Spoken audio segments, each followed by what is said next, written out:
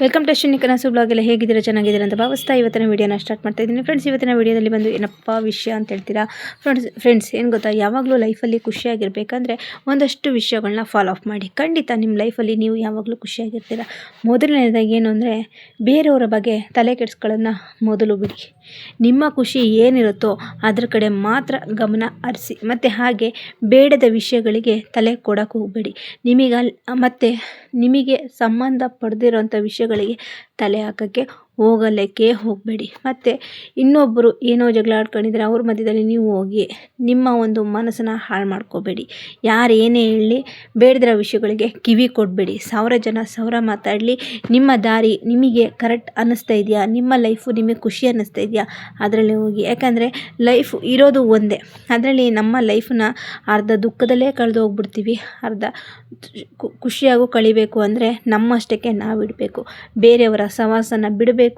ನಮಗೆ ಎಲ್ಲಿ ನೆಮ್ಮದಿ ಸಿಗುತ್ತೋ ಅಲ್ಲಿ ನೆಮ್ಮದಿಯಾಗಿರಬೇಕು. ಹಾಗೆ ಮತ್ತು ಯಾರೋ ಮಾತಾಡ್ತಾರೆ ಅಂದ್ಕೊಂಡು ಹತ್ಕೊಂಡು ಕರ್ಕೊಂಡು ಕೂಗಾಡಿಕೊಂಡು ಚಿಂತೆ ಮಾಡಿಕೊಂಡು ಆರೋಗ್ಯನ ಹಾಳು ಮಾಡ್ಕೊಳ್ಳೋದನ್ನ ಬಿಡಿ. ಫಸ್ಟ್ ಆಫ್ ಆಲ್ ಏನೇ ಬರಲಿ ಎದುರಿಸ್ತೀನಿ, ದೇವರ ದಯೆ ನನ್ನ ಮೇಲಿದೆ ಅಂತ ಆದಷ್ಟು ನೀವು ನೆಮ್ಮದಿಯಾಗಿರೋಕ್ಕೆ ಇಷ್ಟಪಡಿ.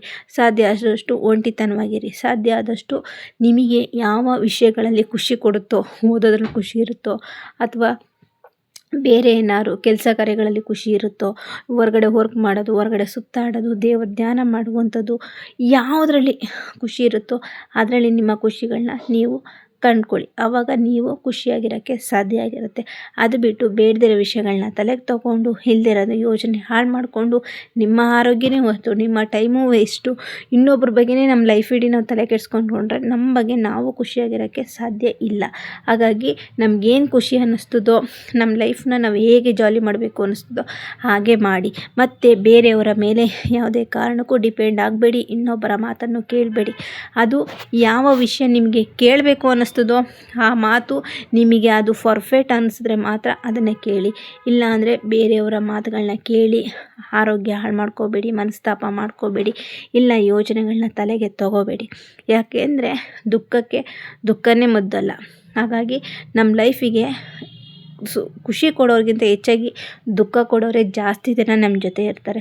ಹಾಗಾಗಿ ಅಂಥವರಿಂದ ಅಂತರಗಳನ್ನ ಕಾಯ್ಕೊಳ್ಳಿ. ಯಾಕೆ ಅಂದರೆ ನಮ್ಮ ಖುಷಿ, ನಮ್ಮ ಲೈಫು, ನಮ್ಮ ಇಷ್ಟ, ನಾವು ಹೇಗಿರಬೇಕು ಅನ್ನಿಸ್ತದೋ ಹಾಗೆ ನಾವು ಇರೋದನ್ನ ಕಲಿಬೇಕು. ಅದು ಹೆಣ್ಣಾಗಲಿ ಗಂಡಾಗಲಿ ಅದನ್ನು ನಾವು ಕಲಿತ್ರೆ ಹೇಗಿದ್ರೂ ನಾವು ಬದುಕ್ಬೋದು. ಫ್ರೆಂಡ್ಸ್, ನಾವು ಲೈಫಲ್ಲಿ ಹುಟ್ಟಿದಾಗಲಿಂದ ಲಾಸ್ಟ್ವರೆಗೂ ಬರೀ ನಾವು ಇನ್ನೊಬ್ಬರ ಚಿಂತೆಯಲ್ಲೇ ನಾವು ಬದುಕ್ತಾ ಹೋದರೆ ನಮ್ಮ ಖುಷಿನ ನಾವು ಕಳ್ಕೊತೀವಿ.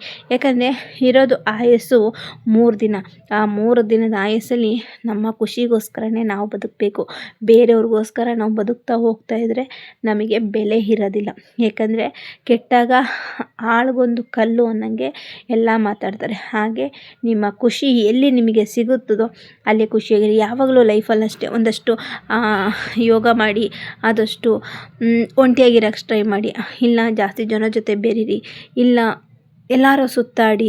ಒಟ್ಟಲ್ಲಿ ನೀವು ಲೈಫಲ್ಲಿ ಯಾವಾಗಲೂ ಖುಷಿಯಾಗಿರಬೇಕಾದ್ರೆ ಇವಿಷ್ಟುಗಳನ್ನ ಮಾಡ್ಕೊಳ್ಳಿ. ಆದಷ್ಟು ಕೆಟ್ಟ ಜನರಿಂದ ಅಂತರ ಕಳ್ಕೊಳ್ಳಿ. ಮತ್ತು ಒಳಗೊಂದು ಹೊರಗೊಂದು ಆಡೋರಿಂದ ಇನ್ನಷ್ಟು ದೂರ ಇರಿ. ಯಾಕಂದರೆ ಹಾಗಿದ್ರೇ ನಿಮಗೆ ಬೆಲೆ ಸಿಗೋದು. ಇಲ್ಲ ಅಂದರೆ ನಿಮಗೆ ಚುಚ್ಚು ಮಾತಿಂದನೇ ನಿಮಗೆ ಫಸ್ಟೇ ನೋವಲ್ಲಿ ಇರ್ತೀರ, ಮತ್ತೆ ನೋವುಗಳನ್ನ ಕೊಡೋಕ್ಕೆ ಸ್ಟಾರ್ಟ್ ಮಾಡ್ತಾರೆ. ಹಾಗಾಗಿ ಎಷ್ಟು ಸಾಧ್ಯನೋ ಅಷ್ಟು ನಮಗೆ ಏನು ಖುಷಿ ಅನ್ನಿಸ್ತದೆ ನಮಗೆ ಮಾಡ್ಕೋಬೇಕು. ನಮ್ಮ ಇಷ್ಟ, ನಮ್ಮ ಲೈಫು, ನಮ್ಮಿದು. ಯಾಕಂದರೆ ನಾವು ಯಾರಿಗೋಸ್ಕರನೂ ಇಲ್ಲಿ ಬದುಕಿಲ್ಲ, ನಮಗೋಸ್ಕರ ನಾವು ಬದುಕಬೇಕು. ಯಾಕಂದರೆ ನಮ್ಮನ್ನು ಕೇಳುವಂಥ ರೈಟ್ಸ್ ಆಗಲಿ, ನಮ್ಮನ್ನು ಇದು ಮಾಡಬೇಕಂತ ನಮ್ಮ ತಂದೆ ತಾಯಿಗಳಿಗೆ ಮಾತ್ರ ಇರುತ್ತೆ, ಕಟ್ಕೊಂಡು ಗಂಡಂಗೆ ಮಾತ್ರ ಇರುತ್ತೆ. ಹಾಗಾಗಿ ನಿಮ್ಮ ಖುಷಿನ ನಿಮ್ಮಲ್ಲೇ ಹುಡ್ಕೊಳ್ಳಿ. ಯಾವುದರಲ್ಲಿ ನಿಮಗೆ ಸಂತೋಷ, ನಾನು ಖುಷಿಯಾಗಿರ್ತೀನಿ, ಇಂಥ ವಿಷಯದಲ್ಲಿ ನಾನು ಖುಷಿಯಾಗಿರ್ತೀನಿ ಅಂಥದನ್ನು ನೀವು ಮಾಡಿ, ತಪ್ಪೇನೂ ಇಲ್ಲ. ಯಾಕಂದರೆ ನಿಮ್ಮನ್ನು ನೋಯಿಸೋರು 1000 ಜನ ಇದ್ದರೆ ಖುಷಿ ಪಡೋಕ್ಕೆ ನಿಮಗೆ ನೀವೇ ಖುಷಿ ಪಡಬೇಕೇ ಹೊರತು ಬೇರೆಯವ್ರಿಗೋಸ್ಕರ ನೀವು ಬದುಕಕ್ಕೆ ಹೋಗಬೇಡಿ. ನಿಮಗೋಸ್ಕರ ಬದುಕಿ, ಇವತ್ತಿನಗೋಸ್ಕರ ಬದುಕಿ, ನಾಳೆಗೋಸ್ಕರ ಬದುಕಿ. ಓಕೆ ಫ್ರೆಂಡ್ಸ್, ಬಾಯ್.